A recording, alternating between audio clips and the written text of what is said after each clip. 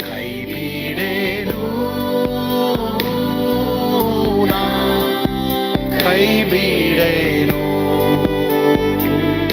ಆ ಮಾತು ಹೇಳಿದ ನನ್ನ ಹೇಳಿದ ನಲ್ಲವೇ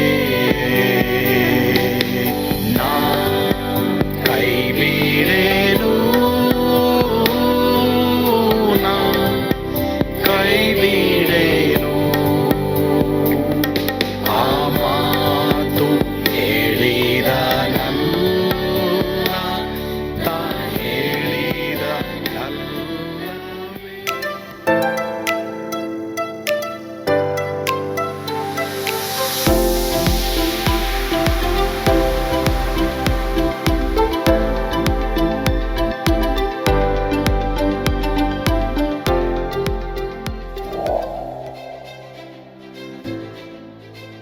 ಕರ್ನಾಟಕಕ್ಕಾಗಿ 3 ದಿನದ ಉಪವಾಸ ಪ್ರಾರ್ಥನೆ.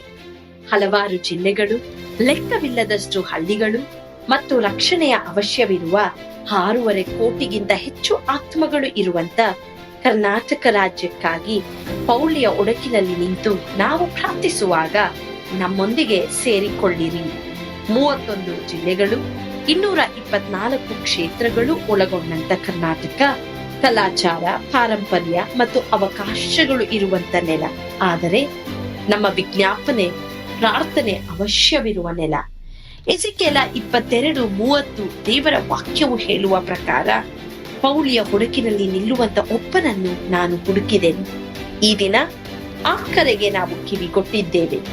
ಏಪ್ರಿಲ್ 14, 15, 16ರಂದು ಹೃದಯಪೂರ್ವಕ ಪ್ರಾರ್ಥನೆಗಳು, ಆರಾಧನೆಗಳು, ದೇವರ ವಾಕ್ಯದಲ್ಲಿ ಬೇರೂರಿರುವ ಬಲವಾದ ದೇವರ ಸಂದೇಶಗಳ ಮೂಲಕ ಯೇಸುವಿನ ಪ್ರೀತಿಯಿಂದ ಕರ್ನಾಟಕ ಬದಲಾಗುವುದನ್ನು ಕಾಣೋಣ. ಹೆಚ್ಚಿನ ಮಾಹಿತಿಗಾಗಿ ಸಂಪರ್ಕಿಸಿ 9686444722, 9742088223, 9686236323. ಸ್ಥಳ victory children home, Sasalu, Doddaballapur taluk, Bengaluru ಗ್ರಾಮಾಂತರ. ಯೇಸು ಕೈಬಿಡನು ದೈನಂದಿನ ಸತ್ಯವೇದ ಅಧ್ಯಯನಕ್ಕೆ ನಿಮ್ಮೆಲ್ಲರನ್ನು ಆಹ್ವಾನ ಮಾಡ್ತೇನೆ. ನೀನು ರಕ್ಷಿಸುವ ಪಾತ್ರೆಯಾಗಿರುವೆ. ಈ ವಿಷಯದ ಕುರಿತು ನಿಮ್ಮೊಂದಿಗೆ ನಾನು ಮಾತನಾಡೋದಕ್ಕೆ ಇಷ್ಟಪಡ್ತೇನೆ. ಅನೇಕರು ನಿಮ್ಮ ಕುಟುಂಬಗಳಲ್ಲಿ ರಕ್ಷಣೆ ಹೊಂದದೇ ಇರುವಂಥ ಎಷ್ಟೋ ಜನರಿಗಾಗಿ ಪ್ರಾರ್ಥನೆ ಮಾಡ್ತಾ ಇದ್ದೀರಾ. ಈ ಪ್ರಸಂಗ ನಿಮಗೆ ಬಹಳ ಉಪಯುಕ್ತವಾಗಿರುತ್ತೆ. ಕೇಳಿಸ್ಕೊಳ್ರಿ, ನಂಬ್ರಿ. ಪ್ರಸಂಗದ ವಿಷಯ, ನೀನು ರಕ್ಷಿಸುವ ಪಾತ್ರೆಯಾಗಿರುವೆ. ಇಲ್ಲಿ ಬಂದಿರುವಂಥ ನೀವೆಲ್ಲರೂ ಪಾತ್ರೆಯಾಗಿದ್ದೀರಾ. ಅಂದರೆ ಮತ್ತೊಬ್ಬರನ್ನ ರಕ್ಷಿಸುವಂಥ, ರಕ್ಷಣೆ ಮಾರ್ಗಕ್ಕೆ ತೆಗೆದುಕೊಂಡು ಬರುವಂಥ ಪಾತ್ರೆಗಳಾಗಿದ್ದೀರಾ. ದೇವರು ಆ ರೀತಿ ನಿಮ್ಮನ್ನು ನೋಡ್ತಾ ಇದ್ದಾರೆ. ನೀವು ಕೇವಲವಾದವರಲ್ಲ. You are in God's hand. ನೀವು ಏನೇ ಕೆಲಸ ಮಾಡ್ತಾ ಇರ್ಬೋದು, ಬಟ್ ಸ್ಟಿಲ್ ದೇವರು ನಿಮ್ಮೆಲ್ಲರೂ ನೋಡೋದು, ನಾನು ನಿಮ್ಮ ಕುಟುಂಬದವರನ್ನು, ರಕ್ಷಣೆ ಮಾರ್ಗದಲ್ಲಿ ಇಲ್ಲದೇ ಇರೋರನ್ನ ನಿನ್ನ ಮೂಲಕ ರಕ್ಷಿಸೋಕ್ಕೆ ನೀನು ಒಂದು ಪಾತ್ರೆಯಾಗಿರುವೆ ಎಂಬುದಾಗಿ ದೇವರು ಹೇಳ್ತಾ ಇದ್ದಾರೆ. ಎಲ್ಲ ನಿಮ್ಮ ಕುಟುಂಬದಲ್ಲಿ ರಕ್ಷಣೆ ಮಾರ್ಗಕ್ಕೆ ಬರದೇ ಇರುವಂಥ ಅನೇಕರು ಇದ್ದಾರೆ. ಆದರೆ ಅವರೆಲ್ಲ ರಕ್ಷಣೆ ಮಾರ್ಗಕ್ಕೆ ಬರೋದು ಹೇಗೆ? ನೀವು, ನಿಮ್ಮಿಂದ. ಸೊ ನಿಮ್ಮೆಲ್ಲರಿಂದ, ಆದ್ದರಿಂದ ದೇವರು ನಿಮ್ಮೆಲ್ಲರನ್ನು ರಕ್ಷಣೆ ಪಾತ್ರೆಯಾಗಿ ಉಪಯೋಗಿಸ್ತಾರೆ. ಸರಿ, ಈಗ ಈ ಒಂದು ಭಾಗದ ಹಿನ್ನೆಲೆ ನಾವು ನೋಡುವಾಗ, ಕೊರಿಂಥ ಸಭೆಯಲ್ಲಿ ಒಂದು ಪ್ರಾಬ್ಲಮ್ ಇತ್ತು. ಕೊರಿಂಥ ಸಭೆಯಲ್ಲಿ ಮುಖ್ಯವಾಗಿ ಅನೇಕರು ಯಹೂದ್ಯರಲ್ಲ, ಆದರೆ ಅವರು ರಕ್ಷಣೆ ಹೊಂದಿರಲಿಲ್ಲ. ಗ್ರೀಕರು ಮತ್ತು ಇನ್ನೂ ಅನೇಕರು ಅವರು ಕ್ರೈಸ್ತರಾಗಿರಲಿಲ್ಲ, ಅವರು ಕ್ರಿಶ್ಚಿಯನ್ಸ್ ಅಲ್ಲ. ಅವರೆಲ್ಲರೂ ಬೇರೆ ಒಂದು ಮತವನ್ನು ಅವಲಂಬಿಸ್ತಾ ಇದ್ದವರು. ಹೀಗಾಗಿ ಗಂಡ, ಹೆಂಡತಿ, ಮಕ್ಕಳು, ಈ ಥರ ಇವರ ಕುಟುಂಬದಲ್ಲಿ ಗಂಡ ಮಾತ್ರ ರಕ್ಷಣೆ ಹೊಂದಿ ಹೆಂಡತಿ ರಕ್ಷಣೆ ಹೊಂದಿರಲಿಲ್ಲ, ಅಥವಾ ಹೆಂಡತಿ ರಕ್ಷಣೆ ಹೊಂದಿ ಗಂಡ ರಕ್ಷಣೆ ಹೊಂದಿರಲಿಲ್ಲ ಸುವಾರ್ತೆ ಮೂಲಕ, ಅಥವಾ ಗಂಡ ಹೆಂಡತಿ ಇಬ್ಬರು ರಕ್ಷಣೆ ಹೊಂದಿರಲಿಲ್ಲ, ಆದರೆ ಮಕ್ಕಳು ರಕ್ಷಣೆ ಹೊಂದಿದ್ರು. ಸೊ ಹೀಗಾಗಿ ಒಂದು ಪ್ರಾಬ್ಲಮ್ ಅಲ್ಲಿ ಉದ್ಭವ ಆಯಿತು. ಏನೆಂಬುದಾಗಿ ನಾವು ನೋಡಬೇಕಾದ್ರೆ, ಸರಿನಪ್ಪ, ನಮ್ಮ ಕುಟುಂಬದಲ್ಲಿ ನಾನೊಬ್ಬನೇ ರಕ್ಷಣೆ ಹೊಂದಿ ಬಂದಿದ್ದೀನಿ, ಇವಾಗ ಏನು ಮಾಡೋದು, ಇಂಥ ವಿಷಯದಲ್ಲಿ ನಾನು ಏನು ಮಾಡೋದು ಅಂಥೇಳಿ ರಕ್ಷಣೆ ಹೊಂದಿರೋರು, ಈಗ ಆಲ್ರೆಡಿ ಫ್ಯಾಮಿಲಿ ಆಗಿ ರಕ್ಷಣೆ ಹೊಂದಿರೋರ ಬಗ್ಗೆ ನಾನು ಹೇಳ್ತಾರೆ. ಇನ್ನೂ ಯಾರು ಫ್ಯಾಮಿಲಿ ಆಗಿಲ್ವೋ, ಇನ್ನೂ ಯಾರು ಮದುವೆ ಮಾಡ್ಕೊಳ್ಳಿಲ್ವೋ ಅವ್ರಿಗಿನ್ನೂ ಇದು ಈ ಒಂದು ಟಾಪಿಕ್ ಅನ್ವಯ ಆಗಲ್ಲ. ಯಾಕಂತಂದರೆ ಈಗ ಈ ಪ್ರಸಂಗ ಕೇಳಬೇಕಾದ್ರೆ ಒಂದು ವೇಳೆ ನೀವು ರಕ್ಷಣೆ ಹೊಂದದೆ, ದೀಕ್ಷಾ ಸ್ನಾನ ಹೊಂದದೆ, ನಾವು ದೇವರ ವಾಕ್ಯದ ಪ್ರಕಾರ ಇಲ್ಲಿ ನಿಮಗೆ ವಿವಾಹವನ್ನು ನಡೆಸೋಕ್ಕಾಗೋದಿಲ್ಲ. ಸಭೆಗೆ ದೇವರು ಕೊಟ್ಟಿರುವಂಥ ಒಂದು ನಿಯಮ ಅದು. ರಕ್ಷಣೆ ಹೊಂದಿದ್ರೆ, ದೀಕ್ಷಾ ಸ್ನಾನ ಹೊಂದಿದ್ರೆ ಮಾತ್ರನೇ ಅದು ಗಂಡಾಗಿರ್ಬೋದು ಹೆಣ್ಣಾಗಿರ್ಬೋದು ಅವರಿಬ್ಬರು ಖಂಡಿತವಾಗಿ ಸಭೆಯಲ್ಲಿ ರಕ್ಷಣೆ ಹೊಂದಿ ದೀಕ್ಷಾ ಸ್ನಾನ ಹೊಂದಿದವರಾಗಿದ್ದರೆ ಮಾತ್ರನೇ ಅವರಿಗೆ ನಾವೇನು ಮಾಡ್ತೀವಿ, ಖಂಡಿತವಾಗಿ ಮದುವೆ ನಾವು ಸಾಲಮ್ನೈಸ್ ಮಾಡ್ತೀವಿ. ಬಟ್ ಆದರೆ ಮದುವೆ ಆಗಿರೋರು, ಆಲ್ರೆಡಿ ಮದುವೆ ಆಗಿರೋರು, ಒಬ್ಬನು ರಕ್ಷಣೆ ಹೊಂದಿರ್ತಾನೆ, ಹೆಂಡತಿ ರಕ್ಷಣೆ ಹೊಂದಿರಲ್ಲ, ಹೆಂಡತಿ ರಕ್ಷಣೆ ಹೊಂದಿರ್ತಾಳೆ, ಗಂಡ ರಕ್ಷಣೆ ಹೊಂದಿರಲ್ಲ. ಏನು ಮಾಡೋದು? ಅವ್ರ ಬಗ್ಗೆ ಏನು ಮಾಡೋದು? ಕೆಲವರೆಲ್ಲ ಏನು ಮಾಡ್ತಾರೆ, ನೀನು ರಕ್ಷಣೆ ಹೊಂದಿಲ್ಲ, ಹೋಗಾಚೆ ಅಂತ ಹೇಳ್ತಾರೆ. ಕೆಲವರು ಅವ್ರನ್ನ ದೂರ ಮಾಡ್ತಾರೆ, ಕೆಲವರು ಅವ್ರನ್ನ ಬಿಟ್ಬಿಡಬೇಕು ಅಂತ ಆಸೆ ಪಡ್ತಾರೆ. ಸೊ ಹೀಗಾಗಿ ಇದು ಕಾಂಪ್ಲಿಕೇಟೆಡ್ ಆಗಿರೋದ್ರಿಂದ ಕೆಲವರು ಮಕ್ಕಳು ರಕ್ಷಣೆ ಹೊಂದದೇನೆ ಇರೋದ್ರಿಂದ ಆ ಮಕ್ಕಳನ್ನ ಏನು ಮಾಡೋದು, ಆ ಮಕ್ಕಳ ಗತಿ ಏನು, ಅವ್ರ ರಕ್ಷಣೆ ಹೊಂದಿಲ್ವೇ, ಇದೆಲ್ಲ ಸ್ವಲ್ಪ ಕಲಬೆರಕೆ ಆಗಿತ್ತು ಆ ಸಭೆಯಲ್ಲಿ. ಅದಕ್ಕೆ ಪೌಲ ಈ ವಿಷಯನ ಆ 1 ಕೊರಿಂಥದಲ್ಲಿ ಬರೀತಾನೆ. ನಿನ್ನ ಕುಟುಂಬದಲ್ಲಿ ಗಂಡ ರಕ್ಷಣೆ ಹೊಂದಿಲ್ಲ, ಹೆಂಡತಿ ರಕ್ಷಣೆ ಹೊಂದಿದ್ರೆ, ಅಥವಾ ಗಂಡ ರಕ್ಷಣೆ ಹೊಂದಿದ್ದಾನೆ, ಹೆಂಡತಿ ರಕ್ಷಣೆ ಹೊಂದಿಲ್ಲ, ಅಥವಾ ಇಬ್ಬರು ರಕ್ಷಣೆ ಹೊಂದಿಲ್ಲ, ಮಕ್ಕಳು ರಕ್ಷಣೆ ಹೊಂದಿದ್ದಾರೆ, ಅಥವಾ ಇಬ್ಬರು ತಂದೆ ತಾಯಿ ರಕ್ಷಣೆ ಹೊಂದಿದ್ದಾರೆ, ಮಕ್ಕಳು ರಕ್ಷಣೆ ಹೊಂದಿಲ್ಲ, ಇವ್ರ ಬಗ್ಗೆ ಏನು ಮಾಡೋದು ಅನ್ನೋದಕ್ಕೆ ಈ ಭಾಗ ನಮ್ಗೆ ಏನು ಮಾಡುತ್ತೆ, ಉತ್ತರ ಕೊಡುತ್ತೆ. ನಾನು ಹೇಳ್ತಾ ಇರೋದು ಆಲ್ರೆಡಿ ಫ್ಯಾಮಿಲಿ ಆಗಿರೋರು.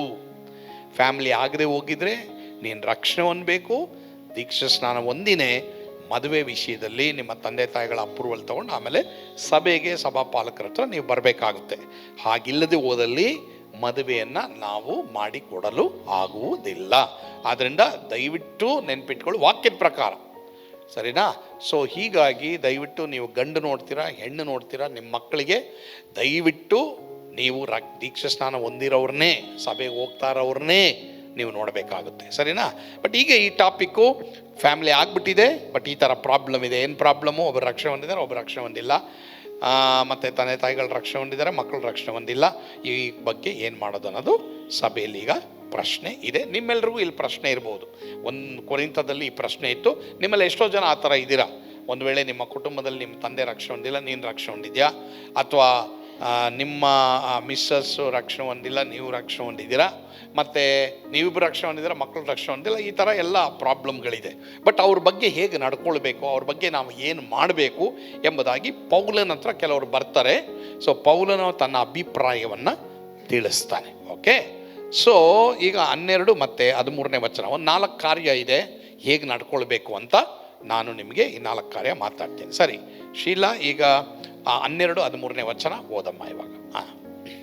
ಮಿಕ್ಕಾದವರ ವಿಷಯದಲ್ಲಿ ಕರ್ತನ ಮಾತು ಇಲ್ಲವಾದರೂ ನನ್ನ ಅಭಿಪ್ರಾಯವೇನೆಂದರೆ, ಒಬ್ಬ ಸಹೋದರನಿಗೆ ಕ್ರಿಸ್ತ ನಂಬಿಕೆ ಇಲ್ಲದ ಹೆಂಡತಿಯರಲಾಗಿ ಆಕೆ ಅವನೊಂದಿಗೆ ಒಗೆತನ ಮಾಡುವುದಕ್ಕೆ ಸಮ್ಮತಿಸಿದರೆ ಅವನು ಆಕೆಯನ್ನು ಬಿಡಬಾರದು.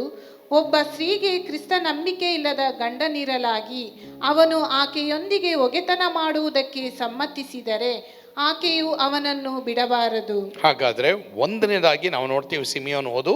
ಒಂದನೇದಾಗಿ ಏನು ಮಾಡಬೇಕು? ಆಕೆಯನ್ನು ಓದಪ್ಪ, ಹಂಗೆ ಓದ್, ಪರಲ್ಲ, ಮೈಕ್ ವರ್ಕ್ ಆಗದೆ ಹೋದ್ರು ಚಿಂತೆಲ್ ಓದು. ಆಕೆಯನ್ನು ಆತನನ್ನು ಬಿಡುವುದಕ್ಕೆ ಮನಸ್ಸು ಮಾಡಬಾರದು. ಸರಿ, ಇವಾಗ ಗಮನ ಇಡ್ರಿ. ನೀನು ರಕ್ಷಣೆ ಹೊಂದಿದ್ಯಪ್ಪ, ನಿನ್ನ ಹೆಂಡತಿ ರಕ್ಷಣೆ ಹೊಂದಿಲ್ಲ, ಇನ್ನೂ ಸಭೆಗೆ ಬಂದಿಲ್ಲ. ಪೌಲ ಇಲ್ಲಿ ಅವನ ಅಭಿಪ್ರಾಯ ಕೊಡ್ತಾ ಇದ್ದಾನೆ, ಬಿಡಬೇಡ, ಆಕೆಯನ್ನು ಬಿಡಬೇಡ. ಅಮ್ಮ, ನೀನು ರಕ್ಷಣೆ ಹೊಂದಿದ್ಯಾ, ನಿಮ್ಮ ಯಜಮಾನರು ರಕ್ಷಣೆ ಹೊಂದಿಲ್ಲ, ಆಕೆ ತೀರ್ಮಾನ ಮಾಡಿದ್ದಾಳೆ ನಾನು ನಿನ್ನ ಜೊತೆನೇ, ಆತ ತೀರ್ಮಾನ ಮಾಡಿದ್ದಾನೆ ನಿನ್ನ ಜೊತೆ ನಾನು ಕುಟುಂಬ ನಡೆಸ್ತೀನಿ ಅಂದರೆ ಬಿಡಬೇಡಿ. ನೀವು ಅಷ್ಟೇ, ಆಕೆ ನಿಮ್ಮ ಜೊತೆಗೆ ಕುಟುಂಬ ನಡೆಸ್ತೀನಿ ಅಂದರೆ ಬಿಡಬೇಡಿ, ಜೊತೆಗೆ ಇರ್ರಿ. ಬಟ್ ಚರ್ಚಿಗೆ ಬರ್ತಾ ಇಲ್ಲ, ಬಟ್ ಜೊತೆಗೆ ಇರ್ರಿ ಅಂತ ಪೌಲ ಇಲ್ಲಿ ಹೇಳ್ತಾ ಇದ್ದಾನೆ, ಸರಿನಾ? ಆಕೆಯನ್ನು ಆತನನ್ನು ಬಿಡುವುದಕ್ಕೆ ನೀವು ಮನಸ್ಸು ಮಾಡಬಾರ್ದು. ಸ್ವಾಮಿ ನಂಬಿಲ್ಲ, ನೀನು ನೀನು ಬಿಟ್ಬಿಟ್ಟು ಹೋಗ್ತೀನಿ ಅಂತ ನೀನು ಹೇಳ್ಬಾರ್ದು. ಅಂದರೆ ರಕ್ಷಣೆ ಹೊಂದಿರುವವನಾದ ನಿನ್ನ ಮೇಲೆ ಜವಾಬ್ದಾರಿಕೆ ಇದೆ. ಬಿಡಬಾರ್ದು ನೀವು. ಅವ್ರ ಜೊತೆ ಜೀವಿಸೋದ್ರಲ್ಲಿ ತಪ್ಪಿಲ್ಲ. ಅಂದರೆ ಅವ್ರು ನಿಮ್ಮ ಜೊತೆ ವಾಸ ಮಾಡ್ತೀನಿ ಅಂತ ಅವ್ರು ತೀರ್ಮಾನ ಮಾಡಿದ್ರೆ ನೀವು ಬಿಡಬೇಡ, ನೋ ಪ್ರಾಬ್ಲಮ್. ಸರಿನಾ? ಈಗ ಅರ್ಥ ಆಗ್ತಾ ಇದ್ದ? ಎಲ್ರಿಗೂ ತಿರ್ಗಾ ಹೇಳ್ತೀನಿ. ಸರಿ, ನೀವು ರಕ್ಷಣೆ ಹೊಂದಿದ್ದೀರಾ, ಇಲ್ಲ ನಿಮ್ಮಲ್ಲಿ ಒಬ್ಬರು ರಕ್ಷಣೆ ಹೊಂದಿದ್ದಾರೆ, ಮಕ್ಕಳು ನಿಮಗಿದ್ದಾರೆ. ಸೊ ಆ ಮಕ್ಕಳು ಬಿಡಬೇಕಾ ಬಿಡಬಾರ್ದಾ ಅದನ್ನು ಮುಂದಿನ ಟಾಪಿಕಲ್ಲಿ ನೋಡೋಣ. ಈಗ ಚೆನ್ನಾಗಿ ತಿರ್ಗಾ ನಾನು ಪದೇ ಯಾಕೆ ಒತ್ತಿ ಹೇಳ್ತಾ ಇದ್ದೀನಿ ಅಂದರೆ, ಈ ವಿಷಯದಲ್ಲಿ ಎಷ್ಟೋ ಜನಕ್ಕೆ ಕಾಂಪ್ಲಿಕೇಟೆಡ್ ಇದೆ, ಕ್ವಶನ್ಸ್ ಇದೆ. ಮಾತ್ರವಲ್ಲದೆ ನಾವು ಹೇಗೆ ಮುಂದುವರಿಬೇಕು ಎಂಬುದಾಗಿ ನಿಮಗೆ ಪ್ರಶ್ನೆ ಇದೆ. ನೀವು ರಕ್ಷಣೆ ಒಂದೇ ಇಲ್ಲ, ನಿಮ್ಮ ಮದುವೆ ಆಗ್ಬಿಟ್ಟು ಮಕ್ಕಳಾಗ್ಬಿಟ್ಟಿದೆ, ರಕ್ಷಣೆ ಒಂದೇ ಇರೋರ ಬಗ್ಗೆ ಹೇಳ್ತಾ ಇದ್ದೀನಿ. ಸಭೆ ಈಗ ರಕ್ಷಣೆ ಹೊಂದಿ ನೀವೇನು ಮಾಡಿದ್ರು, ನಿಮ್ಮಲ್ಲಿ ಇಬ್ಬರಲ್ಲಿ ಒಬ್ಬರೂ ರಕ್ಷಣೆ ಹೊಂದಿ ಸಭೆಗೆ ಬಂದುಬಿಟ್ಟಿದ್ದೀರ. ಆ ಟೈಮಲ್ಲಿ ದೇವರು ಹೇಳ್ತಾ ಇರೋದು ಏನಂತಂದರೆ, ಅಂಥವ್ರಿಗೆ ದೇವರು ಹೇಳ್ತಾ ಇರೋದು, ಸರಿ ನೀವು ಬಿಡಬೇಡಿ.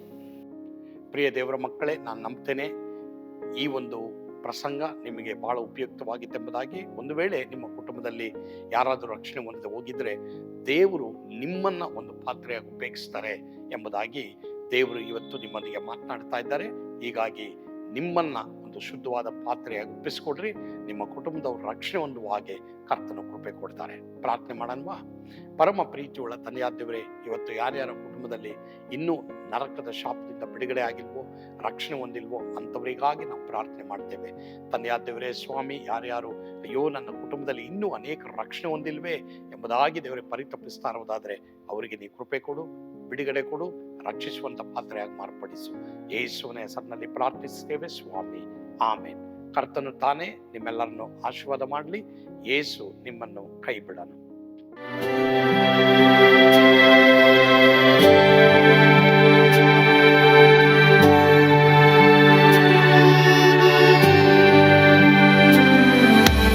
ನಾನು ಪಾತ್ರದಲ್ಲಿ ಇರುವಾಗಲೂ ನೀನು ಪಾಯಪಾಟು ಓಡಬಾರದು. ನನ್ನ ಮಾತನಂಬಿ ಸ್ಥಿರವಾಗಿರು. ನಿನ್ನ ಬಿಡಲಾರೆ, ಬಿಡೆನು ಎಂದೆಂದಿಗೂ.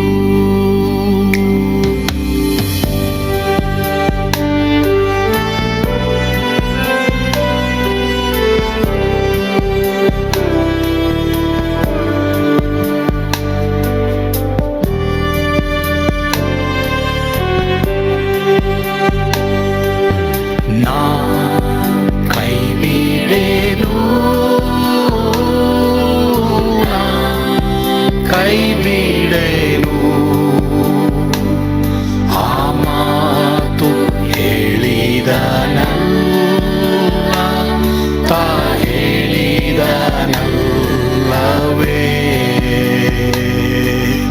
ನಾ ಕೈ ಬಿಡೆನು, ಕೈ ಬಿಡೆನು. ಆ ಮಾತು ಹೇಳಿದನಲ್ಲ, ತಾ ಹೇಳಿದನಲ್ಲವೇ.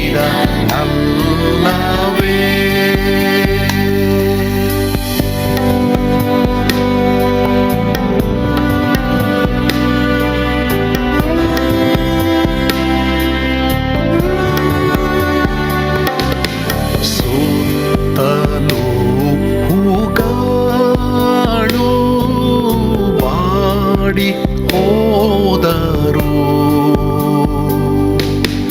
ಮೇಲೆ ಸ್ವರ್ಗದೋಳು ಬಾದಲಾಗದು.